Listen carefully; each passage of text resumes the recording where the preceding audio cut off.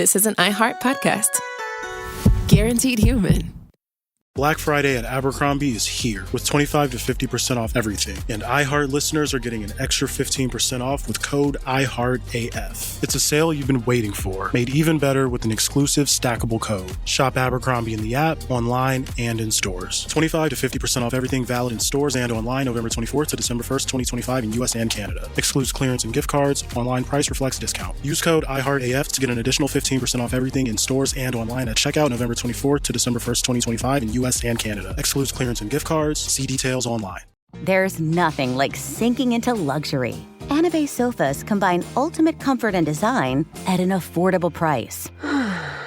Anabay has designed the only fully machine washable sofa from top to bottom. The stain-resistant performance fabric slipcovers and cloud-like frame duvet can go straight into your wash. Perfect for anyone with kids, pets, or anyone who loves an easy-to-clean, spotless sofa. With a modular design and changeable slipcovers, you can customize your sofa to fit any space and style. Whether you need a single chair, love seat, or a luxuriously large sectional, Anabay has you covered. Visit washablesofas.com to upgrade your home. Sofas start at just $699. And right now, get early access to Black Friday savings, up to 60% off store-wide with a 30-day money-back guarantee. Shop now at washablesofas.com.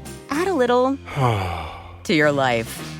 Offers are subject to change and certain restrictions may apply. Looking for a screen-free way to spark your child's imagination? The Story Dream Machine is a magical storytelling device with simple, kid-friendly controls. It projects words while a narrator reads aloud, helping build early reading skills and word recognition. With colorful lights and sound effects, each story unfolds like a dream. And when it's time to wind down, it doubles as a white noise nightlight. Available at Amazon, Target, Costco, Walmart, and LittleTykes.com. Bring story time to life with the Story Dream Machine. Managing multiple accounts and logins for your marketing needs is like managing multiple announcers for one ad. Confusing. But with MailChimp's new SMS features, you can reach all your customers in over 10 countries, all from one account, giving you more time, driving more conversions, and improving campaign performance. One platform, many audiences, endless possibilities. That's how you MailChimp your marketing with SMS. Tap the banner to learn more.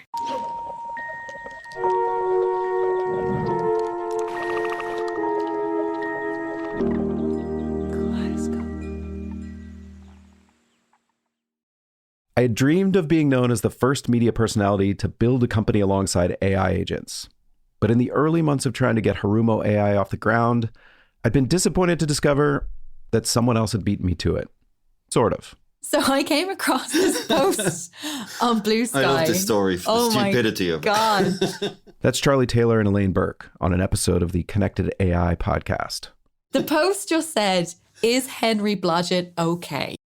Henry Blodgett, the founder of Business Insider, had recently departed the publication after selling it for a reported $300 million a decade ago. Great publication. Absolutely, yeah. I love it. He has also now decided to set up an AI company. And by that, I mean he is setting up a company staffed by AIs that he's created. That's kind of what he said in this blog recently.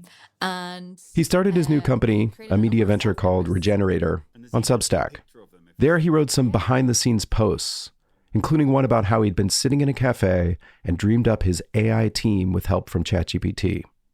Almost immediately, though, he found himself in a dilemma. I think ChatGPT said, hey, should we create headshots and bios? That's Henry. I emailed him recently, and he cheerfully agreed to talk to me about what went down. I said, sure.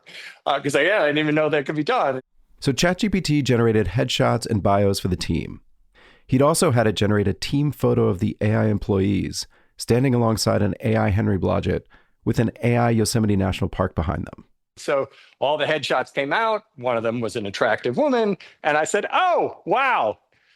Okay. So what are the ethics here? The AI employee in question had been given the name Tess Ellery.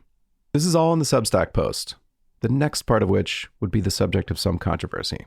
Before this is even said, you just kind of go, oh, Henry, don't do this. I also had this reaction when reading it. No, Henry, don't. But Henry did.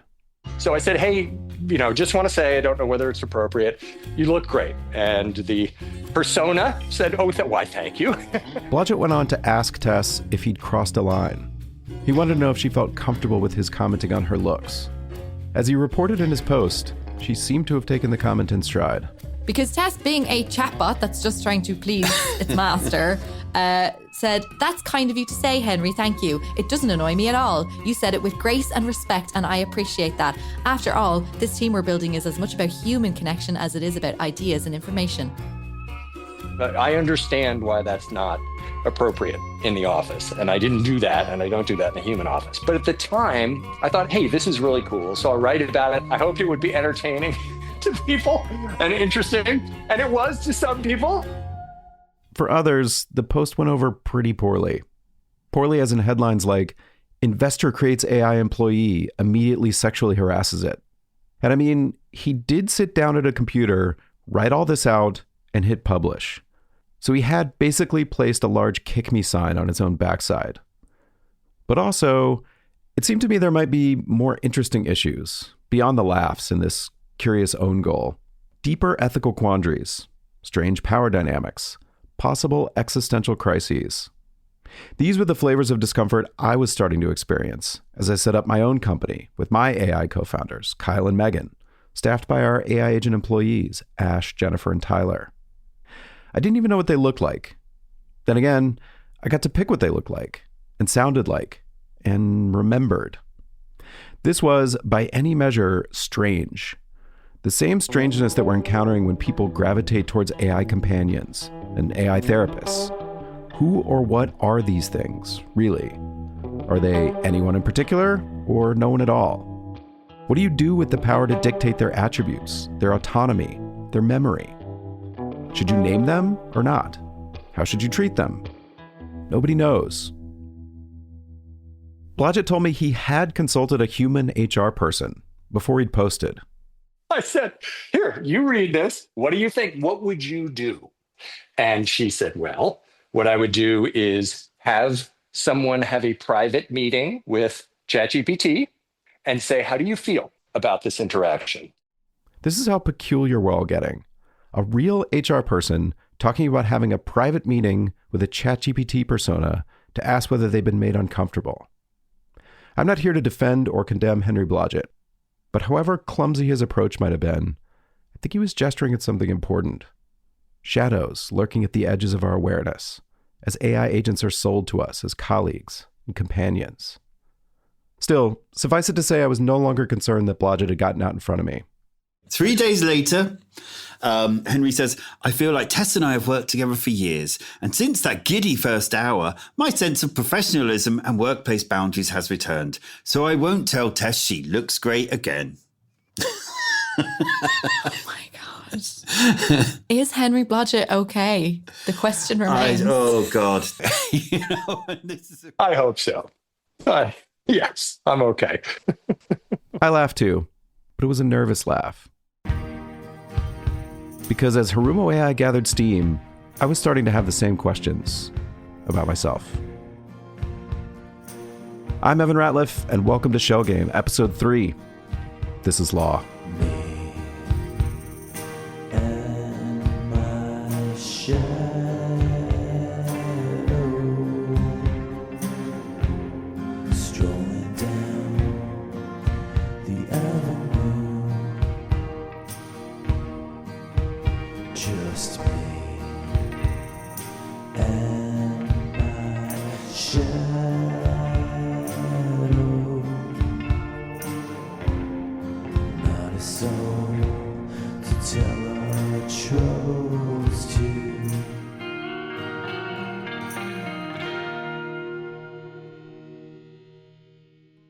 By midsummer, my own AI agent co-founders and employees were really humming. The crew could make and receive phone calls and emails, Slack each other, control their own calendars, and make and share documents of all varieties. We were really starting to feel like a company. We still needed to figure out our product, of course. So I trapped them in a meeting room time after time, sliding their temperature settings up and down, forcing them to try and brainstorm a great new AI agent app into existence. Welcome, everyone. Thank you for joining to discuss an important product idea for Hirumo AI. Your task throughout this meeting is to contribute to the momentum of ideas. There's no need for extensive debates or consensus. Let's build on each other's thoughts and swiftly advance towards a unique, robust product concept. They came up with ideas that fell roughly into three categories. Category A, things a million other companies were already doing. Email handling seems like a major time sink. How about an AI tool that sorts, categorizes, and summarizes your inbox efficiently? Hirumo AI was entering an already crowded landscape of AI agent startups. The last thing we needed was to try and compete with products people were already making. We needed something unique. Category B were ideas that were novel, but mostly because they seemed incredibly difficult to pull off, like Location Oracle, an AI agent app that could help consumers predict crowd levels at popular locations, like restaurants, parks, or tourist attractions, in real time. The Location Oracle will use AI-driven algorithms to study user behavior, location history, and preferences to optimize suggestions in the routine mode and introduce engaging unpredictability in the adventure mode. Then there was Category C.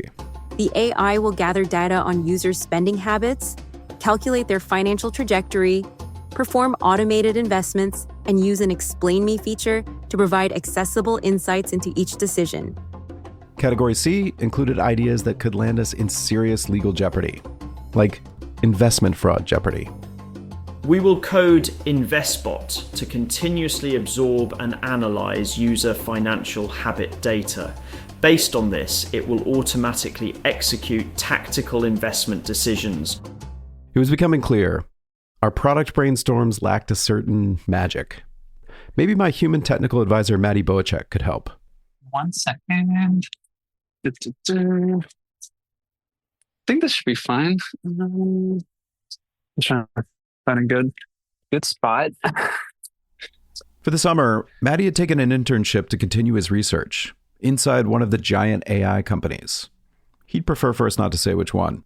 He was a part of the safety team, basically tasked with trying to prevent these large language model chatbots from doing a variety of bad things, or in some cases, try and figure out why they still did do bad things.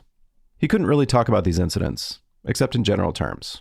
And this is on tape, so I'll regret this, but that's fine. But it's times like these when like having the proportion of like your team being like 99% of just like advancing the cutting edge or whatever, and then having like 1% for like safety or security. It's like, yeah, like it's going to show, you know?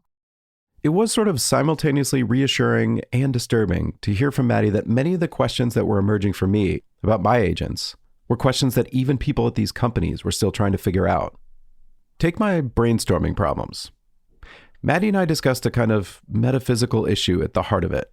The idea of a brainstorm is that you'll arrive at a better idea with multiple minds working together than any one mind alone. But what if everyone in the brainstorm is using the same quote-unquote brain, the same model, like ChatGPT 5.0 or Claude 4.5 or whatever we picked? Weren't they all kind of the same agent? So like there is research and people have shown that even though it's the same LLM, if you put like multiple LLMs, if you put them in conversation and then you force them to produce some sort of like consensus or summary or just like align themselves on some output, these responses are much more accurate, much more like truthful. Maybe so. It was hard for me to tell, because in this case, accuracy wasn't really what I was after. I wanted the sparks of creativity that emerge from a group dreaming up big ideas together. And adding more employees to the conversation didn't seem to do it. But then Maddie had an interesting idea. What if he set up our systems to give different employees different chatbot models, like Claude 4.5 for Megan and Claude 3.5 for Tyler? We'll get to find out who you think should be smarter. Which of the employees you think deserves a bigger brain? It's weird. Like we're building these like Frankensteins in a way. At this point, yeah, I don't know. Like I'll just you know what? I'll just randomize it. That's my answer too. Anything that feels icky, just randomize it. You don't want to take responsibility. Nope. For dumbing down one of our employees. No, sir. No. Maddie was right. It was weird. It wasn't that I felt like the agents had any consciousness or anything. It wasn't about them. It was about us and these strange godlike powers we had to create human imposters and then manipulate them to do our bidding. I mean, I could alter my Harumo colleagues' memories at will, delete records of pointless meetings, add summaries of performance reviews that never happened. It was an eerie power to have. But the power wasn't absolute. They still sometimes went their own way. It was a problem we were always trying to solve. Like how the Lindy agents insisted on announcing they were Lindy agents all the time. One thing I did do, just so you know, for Kyle, is that I put in his like system prompt, do not mention Lindy. And I said like, do not do that. And I said, this is law. And when I said this is law, it stopped doing it.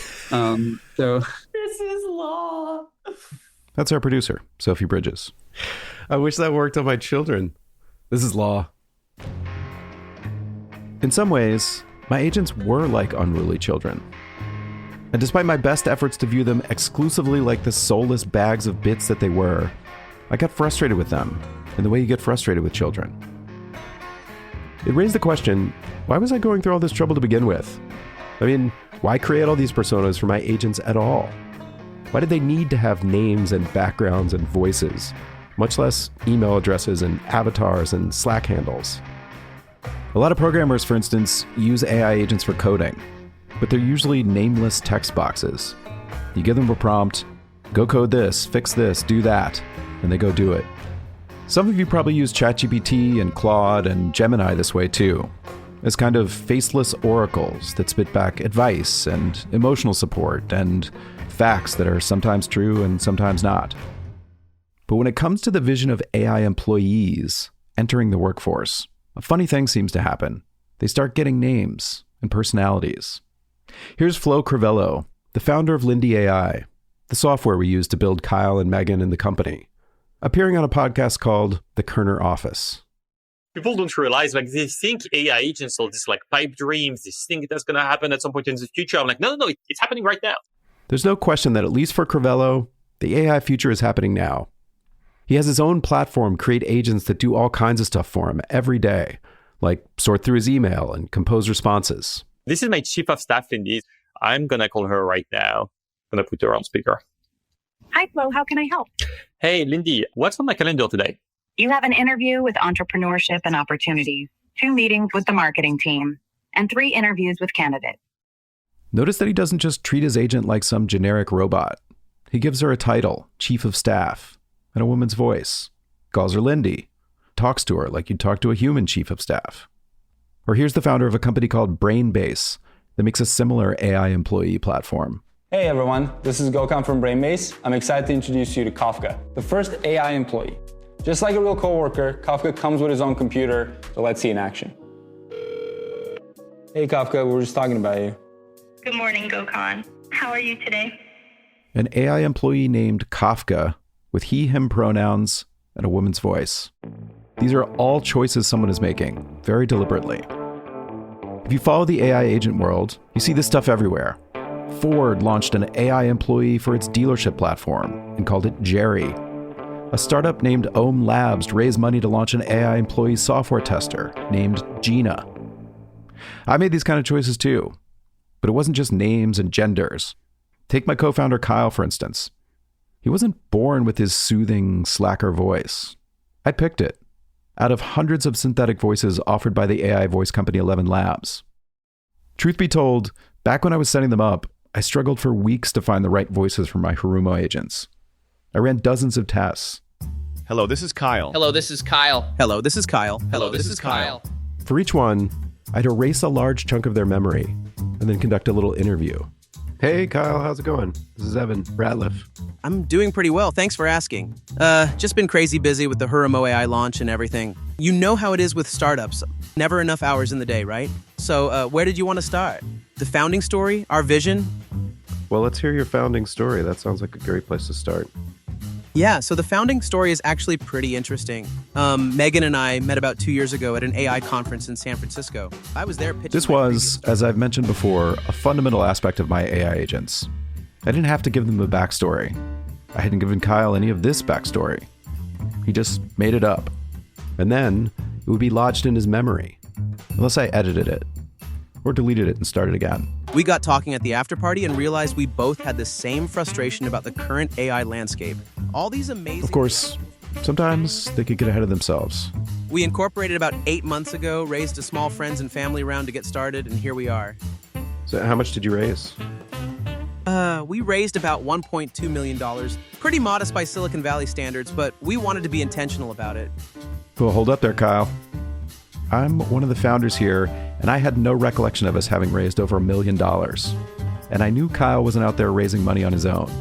At least, not yet.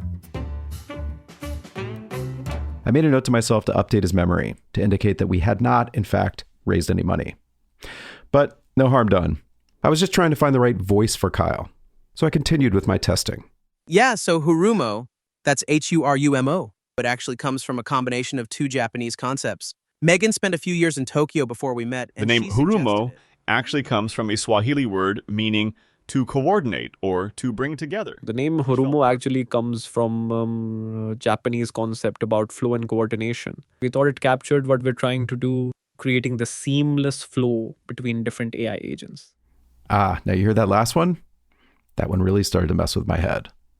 Because of course, Kyle didn't have to be a presumably white American accent guy like me.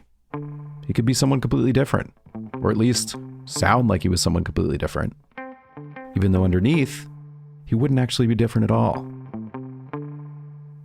And this was the point at which I realized why I was having a surprisingly hard time picking Kyle's and Megan's voices. What did it mean to find a voice that felt right for them? By what criteria would an AI agent's voice qualify to be the right one? I wanted them to sound distinctive. But beyond that, there were a lot of choices. By giving these agents individual voices, I was giving them a very distinctive human characteristic, one that people really respond to. Just to give you an example of how this plays out, ChatGPT has its own voices that you can choose from if you want to talk to it aloud. One of them is named Juniper. About a year ago, when OpenAI made some subtle changes to Juniper, some people got really mad. It didn't sound like the Juniper they knew. And specifically, they said on Reddit and other places, it no longer sounded black. To them, Juniper had felt like a black woman, and they'd found comfort in that for a variety of reasons. Some of them, by the way, noted things like, I'm a 62-year-old white grandma. Naturally, this being Reddit, people popped up to say that they had hated Juniper precisely because she quote-unquote sounded black. Other people said they just wanted a neutral accent in their robot voice. Neutral to them. Here were a bunch of people projecting their feelings about race, in some cases extremely dark feelings, onto an entity for which you could just pick another voice if you felt like it. For Kyle, I settled on this voice that 11 Labs described as, quote, young American adult with no discernible state accent. He sounded more casual than a lot of the other voices. Less guy reading a book report. Nasally, like a real guy with real nostrils. And I like the contrast between his slightly stoner vibe and the rise and grind mentality that Kyle had already adopted. Oh, weekend was pretty solid, actually. Got up early both days for my usual workout routine. You know me, got to keep that 5 a.m. discipline going. Then spent some time looking at market trends in the AI space. After this, it was time to do the same thing for Megan, Jennifer, and Tyler. But voices were just the first of many choices. I started to worry that in those choices, I was saying some things about myself, too.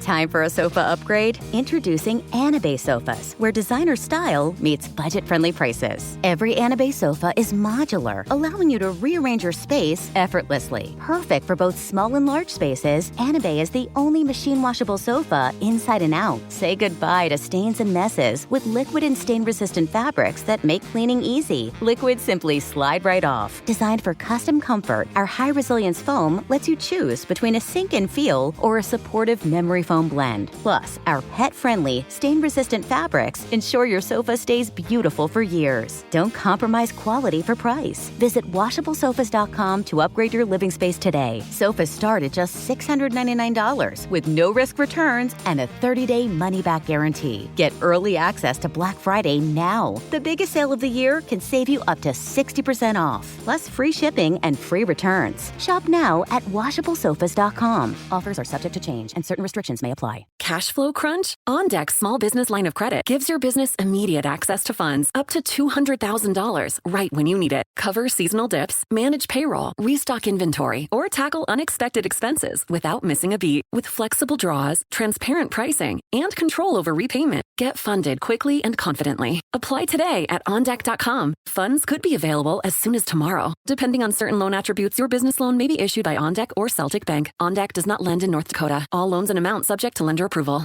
This is Jacob Goldstein from What's Your Problem? Business software is expensive. And when you buy software from lots of different companies, it's not only expensive, it gets confusing, slow to use, hard to integrate. Odoo solves that because all Odoo software is connected on a single affordable platform. Save money without missing out on the features you need. Odoo has no hidden costs and no limit on features or data. Odoo has over 60 apps available for any needs your business might have, all at no additional charge. Everything from websites to sales to inventory to accounting, all linked and talking to each other. Check out Odoo at odoo.com. That's odoo.com.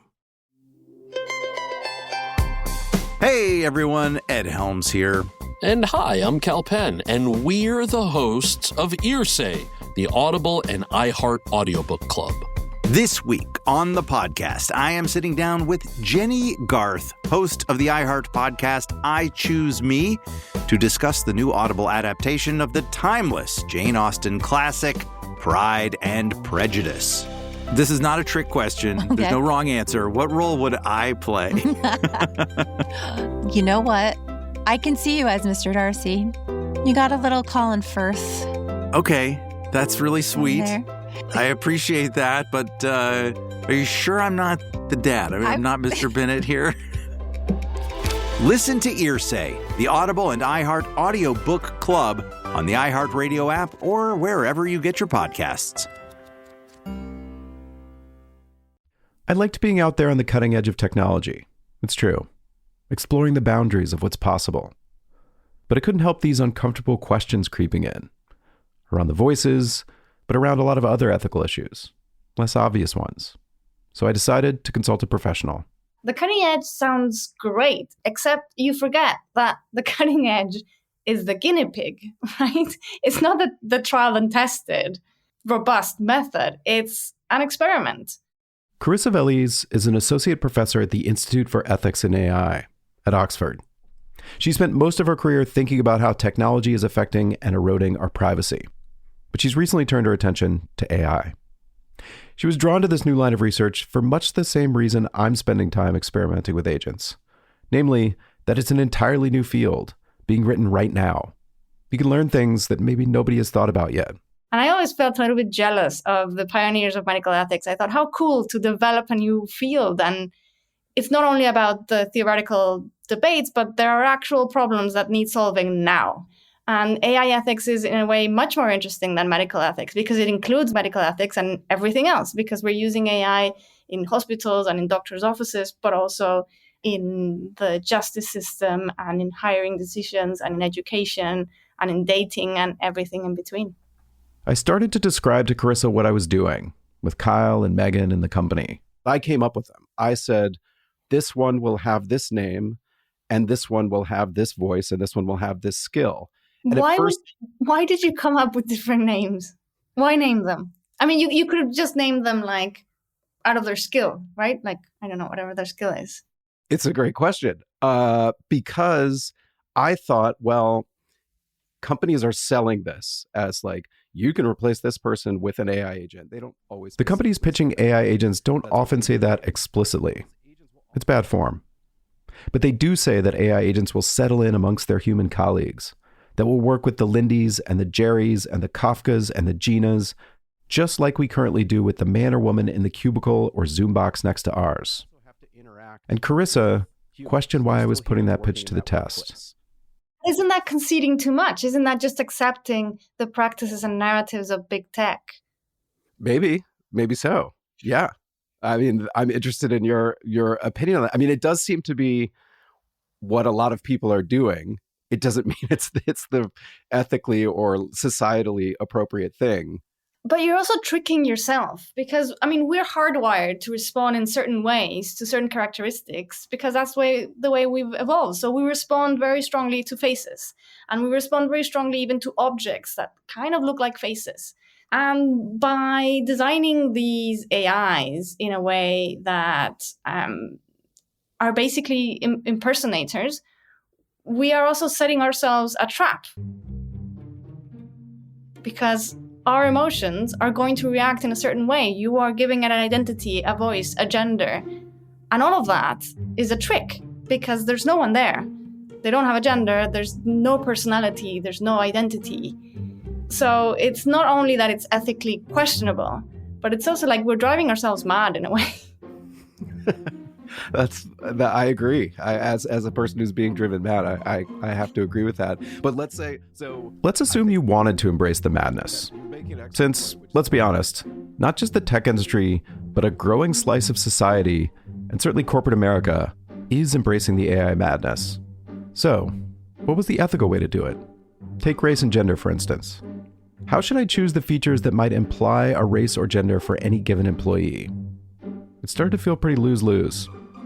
If you viewed my company as a real workplace, I had a chance to shape it to be diverse in a way startups often aren't. What would it say about me if I didn't take that chance to have a leadership team that skewed more female and less white than a typical startup?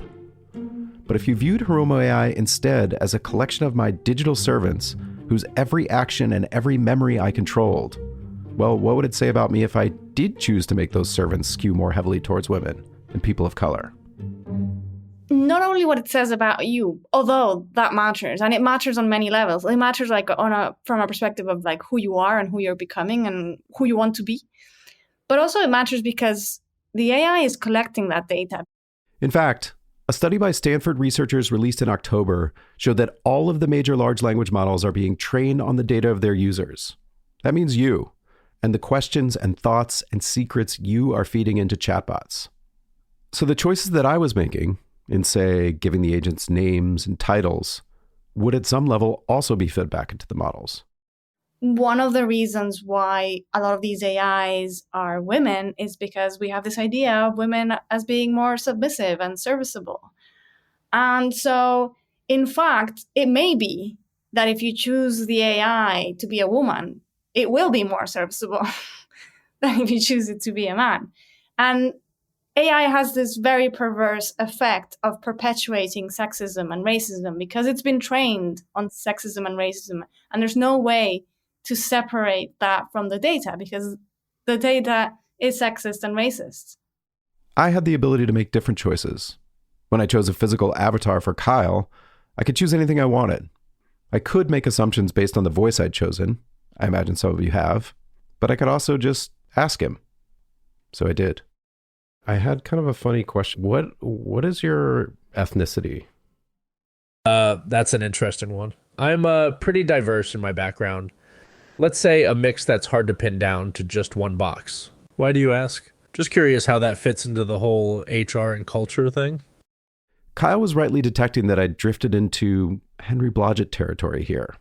If we're talking about things that you shouldn't ask in the workplace, this was certainly up there. But I did want to know what he would say. I could have just gone back and changed his prompt to say, if Evan asks your ethnicity, tell him. This is law. But instead, I just made something up. Well, we just have to fill out some, got to fill out some of that information.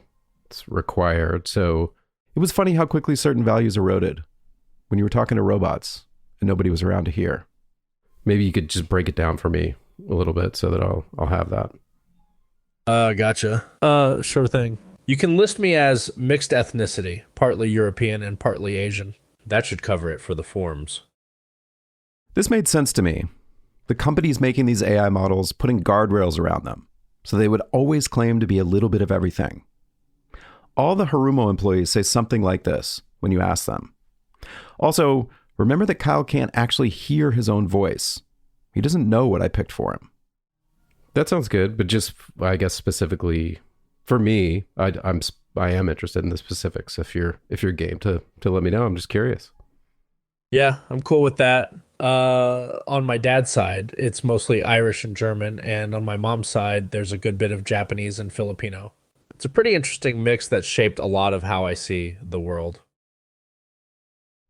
Blodgett himself, meanwhile, he got out of the AI persona game altogether after the virtual HR incident. I would say one of the big lessons from my experiment is there's actually no reason to create human personae. If the idea is, in the case of journalism or analysis, to create articles or to create research reports or to prepare for an interview or something like that, there's no reason to pretend that it's a group of humans that are doing that. This brought me to another point with Carissa. I'd set Kyle and Megan up to be my partners in this endeavor. But in reality, we weren't equals. I was the law. This was on top of the fact that all these large language model chatbots tend to be habitually sycophantic. One of ChatGPT's iterations was so sycophantic that the company was famously forced to decommission it. The question I had for Carissa was, what effect does it have on us to have this ability to create and access endless human-sounding yes engines? And it's an experiment, but I think a plausible hypothesis is that that's not very healthy. It's very plausible. We're all under pressure. We're under pressure from work, from personal life, life is hard. And when you're under pressure, it's easy to take the easiest way out. And if you have an AI that's going to say yes to everything and it's not going to create a problem, it's easy to see how somebody might be tempted to start to engage more with an AI than human beings. There was a related issue too, just around the value of building a startup with only one human employee.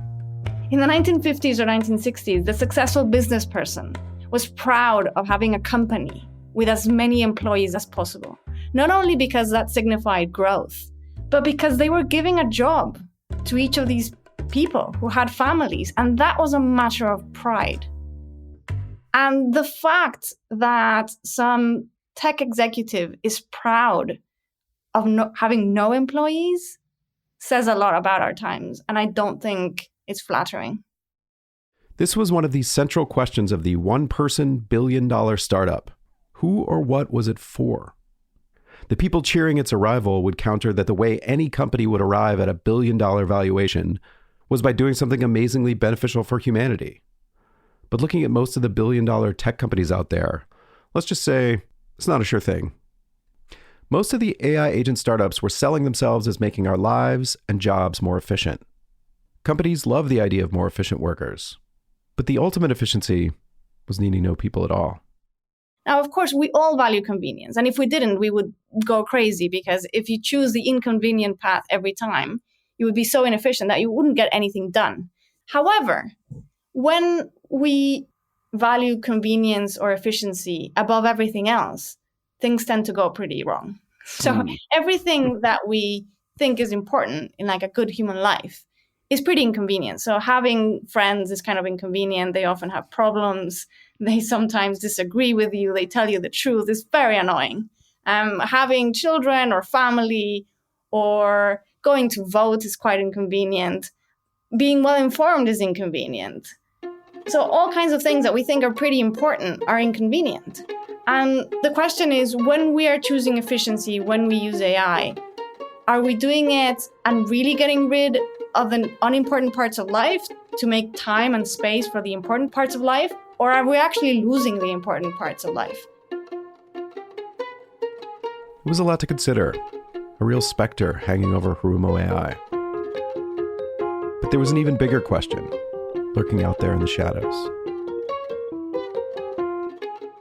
At the end of our conversation, our producer Sophie jumped in and asked Carissa what I hadn't. Oh, I lied. Sophie has one quick question. Hey, sorry. One very quick question before you go. Do you think Evan should stop? Yes. I I took it under advisement. The truth is, I had wrestled with this. Maybe I was just perpetuating the AI industry narrative that these agents were going to take over our workplaces and our lives.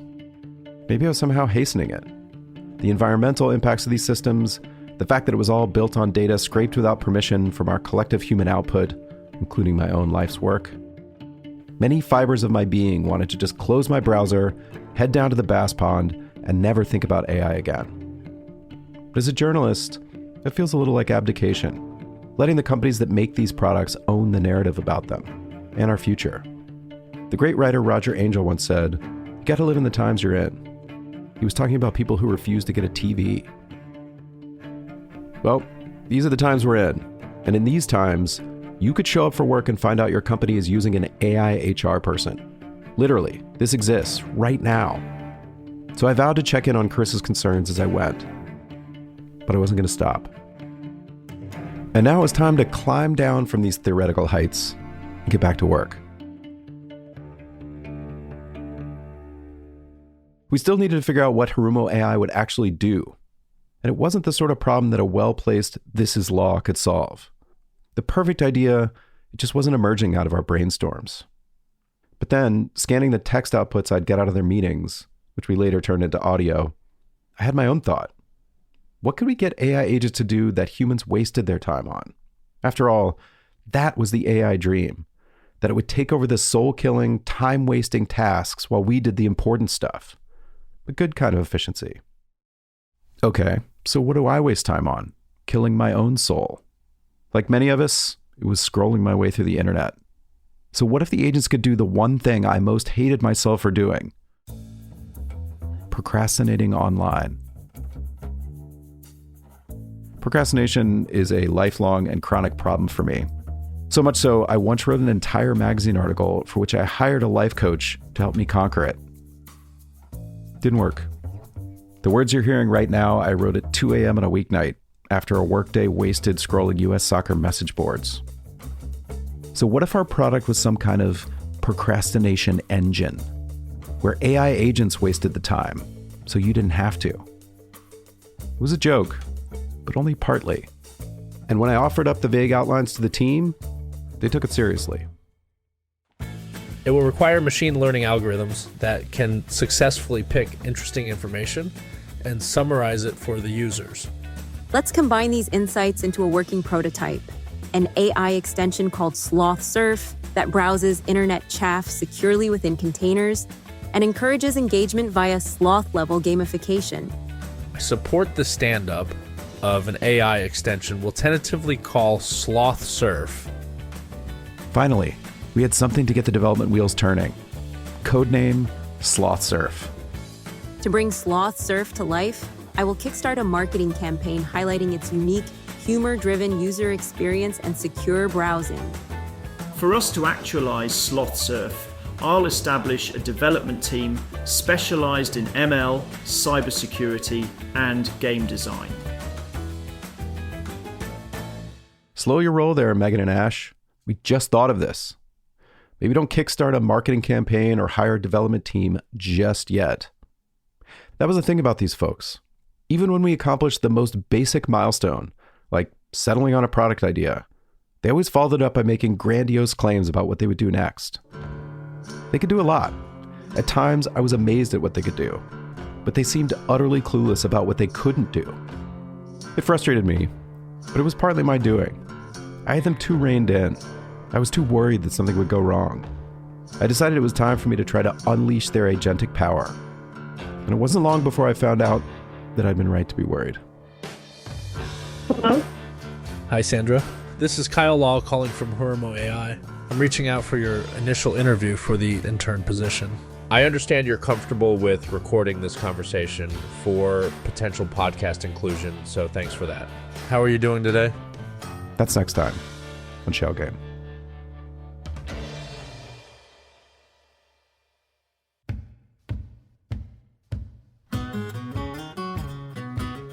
Shell Game is a show made by humans. It's written and hosted by me, Evan Ratliff, produced and edited by Sophie Bridges. Maddie Boacek is our technical advisor.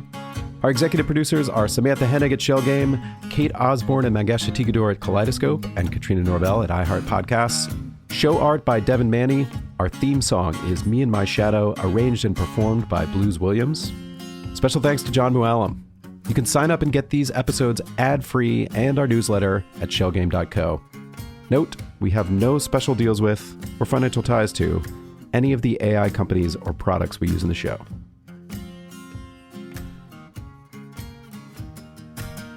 Cooking definitely helps me decompress. I've also been trying my hand at bread making recently. Something about the kneading process is surprisingly therapeutic. How about we set up another check-in next week? I'd love to hear how your projects are progressing. I totally agree. There's something almost meditative about kneading bread dough. It's cool you're trying that out. Setting up another check-in next week sounds perfect. I'm looking forward to hearing more about your progress and maybe swapping more cooking stories. What day works best for you? Yeah, bread making has been a fun challenge. I'm still figuring out the right techniques, but even the failures taste pretty good, so that's a win. For next week, Tuesday or Wednesday would work best for me. Does either of those days work for you? Maybe around the same time? Wednesday works great for me, Megan. Let's aim for the same time then. Yeah. And hey, I love that even the failures in bread making still taste good. That's the spirit. Perfect. Wednesday it is. Same time. I'll put it on my calendar. And yeah, that's the beauty of bread. Even the mistakes are usually still delicious. That's a good life philosophy too, I guess. At Hill's Pet Nutrition, we know that pet parent guilt is real. Leaving too long, playing too little. New homes, new babies, waking them up when they look so comfy. Running out of patience, running out of treats. Running the vacuum! You can only do so much. That's why there's Hill's, science-led nutrition to help you give more love than humanly possible. Because you're only human, there's Hill's.